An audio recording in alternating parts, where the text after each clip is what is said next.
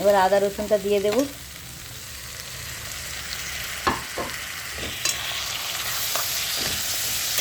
একটু ভালো করে ভাজা ভাজা হবে, তারপরে একটু ঘি দিয়ে তারপরে মশলা দেব। টমেটোগুলো গলে গেছে, নরম হয়ে গেছে, লাল হয়ে গেছে পেঁয়াজগুলো। এবার 1 চামচে ঘি দেব। গরম পাতে দিয়ে দিলে গলে যাবে। এবার মাংসগুলো দিয়ে দেব।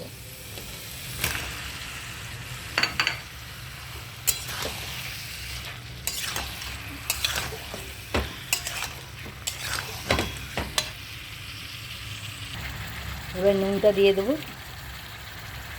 কারণ মুরগির মাংসে আমরা জল দেব না। জল না দিয়ে নুনটা দিয়ে চাপা দিলে একটু জল বেরোবে, ওই জলেতেই সিদ্ধ হবে মাংসটা।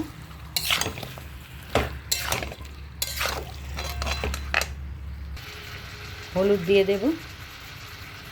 লঙ্কাটা কাঁচা লঙ্কা চিড়ে দিয়েছি, বেটে দিয়েছি, আর লঙ্কা দেবো না। লাল কাঁচা লঙ্কা বেটে দিয়েছি আর চিড়ে দিয়েছি সবুজ লঙ্কা। এটা এখন একটু চাপা দিয়ে দেবো, জল বেরিয়ে সিদ্ধ হোক।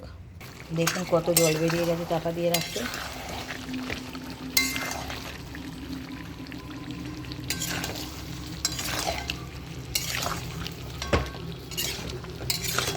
চলে আসুন, কার কার ভালো লাগছে খেতে চলে আসুন।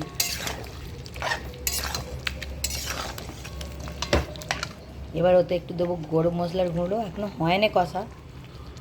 এটা গরম মশলার গুঁড়ো, ছোটো এলাচ, বড় এলাচ, গোটা গরম মশলা মানে লবঙ্গ, ডালচিনি সব কিছু গুঁড়ো করা আছে।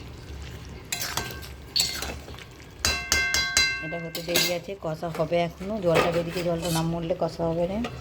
চাপা দিয়ে দিলাম। এটা যেহেতু গোলমরিচ চিকেন, গোলমরিচটা একটু বেশিই লাগবে।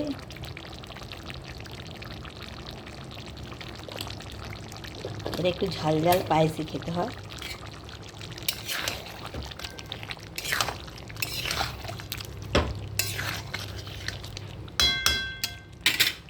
এই যে টক দই আছে, এবার টক দই দেবো 1 চামচ, 1 থেকে 2 চামচ দিতে পারি।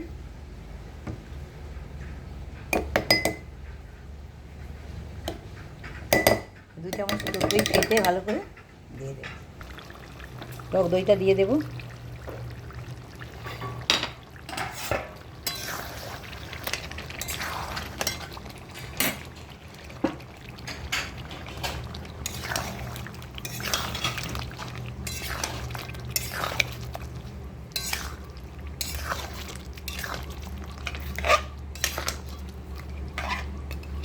গোলমরিচ চিকেন এখনও হতে দেরি আছে। কালারটা এসেছে দেখেছেন? মাংস রেডি, গোলমরিচ চিকেন রেডি।